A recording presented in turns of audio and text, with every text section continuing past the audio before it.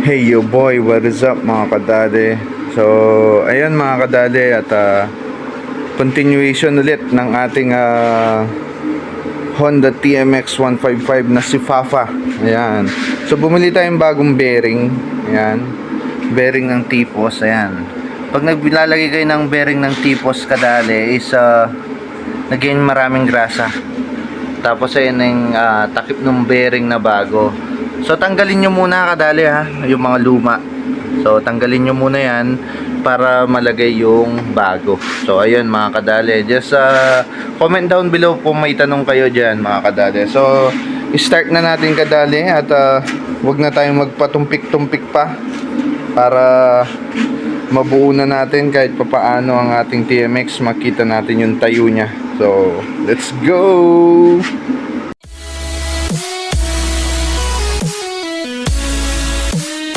Yo boy, what's up mga kadali?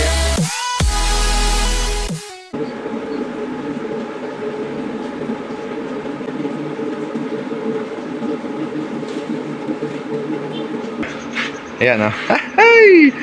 So, yung kinuha natin na goma. Ayan oh. Ruder. So sabi kasi ni tropa yung nag-align dito, magandang ruder, makapit, tapos makunat yan, yung matigas yan. So maganda daw siya.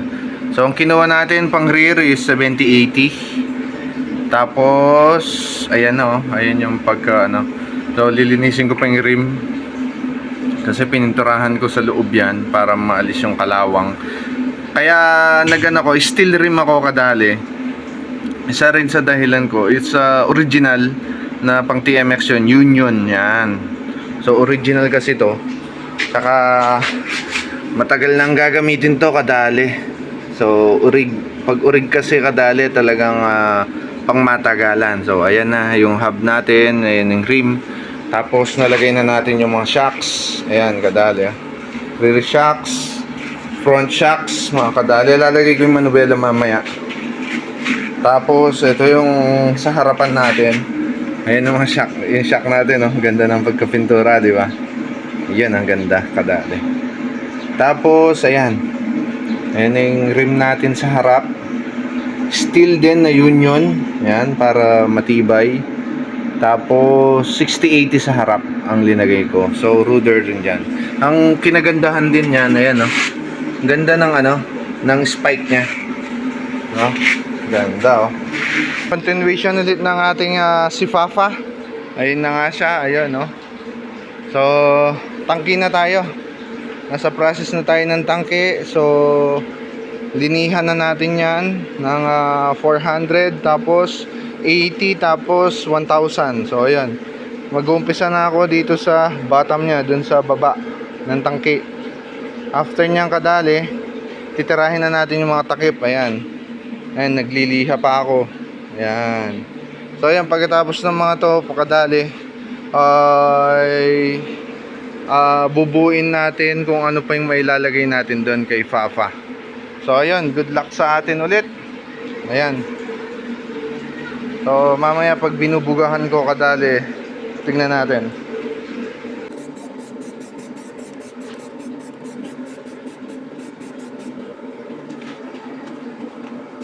Ayan, nagsisimula muna ako sa baba niya.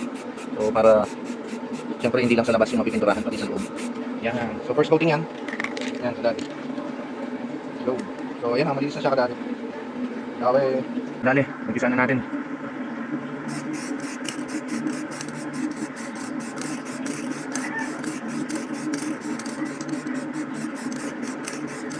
Iwasan lang natin yung sobrang kapal kadali para hindi tumagas o tumulok kadali. So, ayan.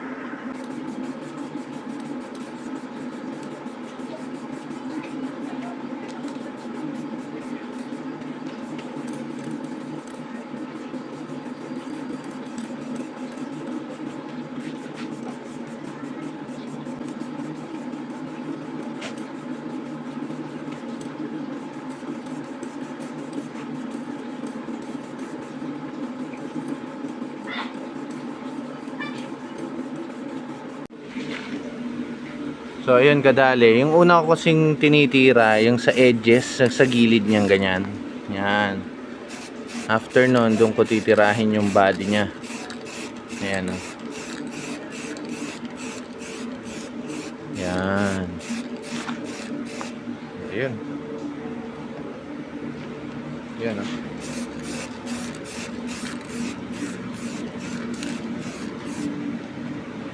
Diba? Ganda.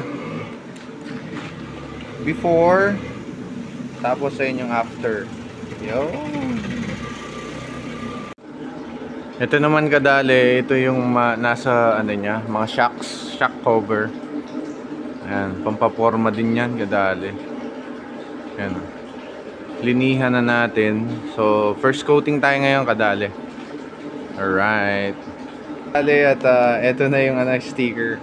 Yan o. Yung sticker na ilalagay natin sa tangke tsaka dun sa cover. Ayan, yung iba free na lang yung iba. So lalagay na rin natin mamaya. Tignan natin kung saan natin may ilalagay.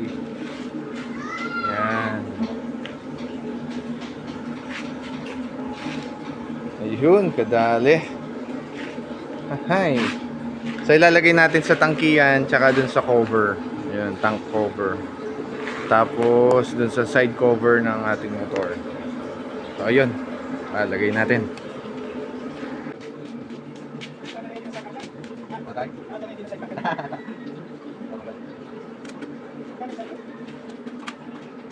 Nanginginig ako.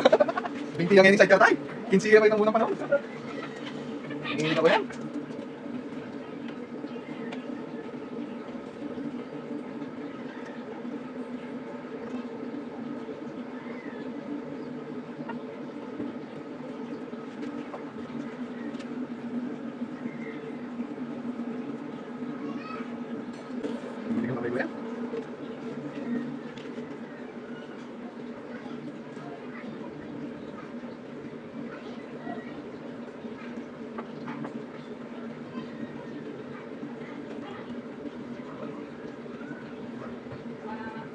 Lagi po. Lagi ba? Magkakaroon ka ng kay. Yun. Thank you. Para dali, para additional lang na sticker. Yan, dinagay ko yung Kipoy Dali. Alright. So yan, kadali, gloss na natin yan. Spray natin ng gloss yan natin. Let's go. So yan, kadali, ito yung may gloss na, yung clear. Ito yung wala pa. Yan. So clear natin ng sakta.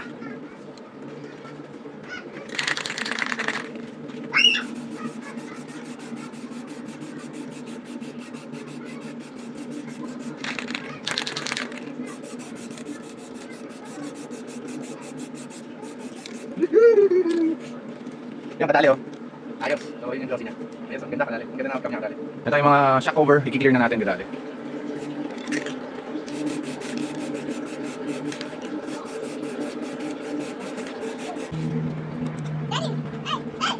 Okay. So yun, DIY na sticker and thank you very much sa seller. Ayan, tapos may mga free siya na sticker pala nilagay ko na para hindi masayang. Yan. Ganda rin design. Ayun, tapos yung Honda. Yan. So, siyempre hindi tayo masyadong perfectionist. Yan mga kadali. Meron mga konti-konting laps pero okay na, ang ganda niya. Ayos. So, yan na natin siya kadali. Clear coating na natin kadali. Yan, ganda. Sakto-sakto lang. Yan, clear coating na natin.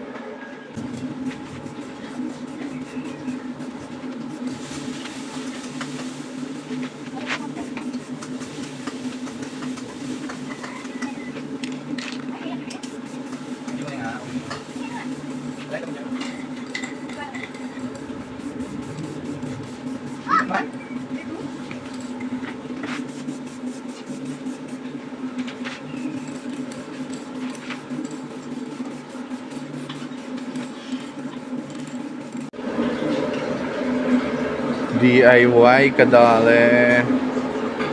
Ayan o. Ganda. And side cover PMX 155. Okay. Tapos yung tangki niya. Yan, gandang tignan. Ang ganda. Kadali, boss nilang yan. Boss nilang malakas. Alright. Boss nilang malakas, baby. Ayan, update lang kadali. Ayan, ano na 60%. Ayan, makina na lang. Ayusin ko na yung makina. Nalagay ko na yung tapalodo sa likod tsaka yung sa harapan. Ayan, halos 60, 70% na. Tapos ayun yung side cover, yung mga pinturahan natin, ayan, carrier.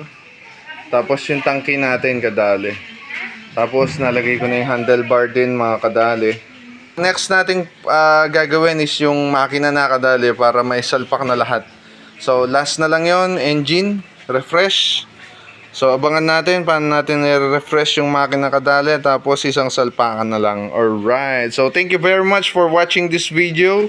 At mag-upload pa tayo ng maraming video, mga kadali, tungkol kay Pafa. So thank you very much, and Mr. Worldwide, dale, ride safe mga kadali, ride safe, bye bye.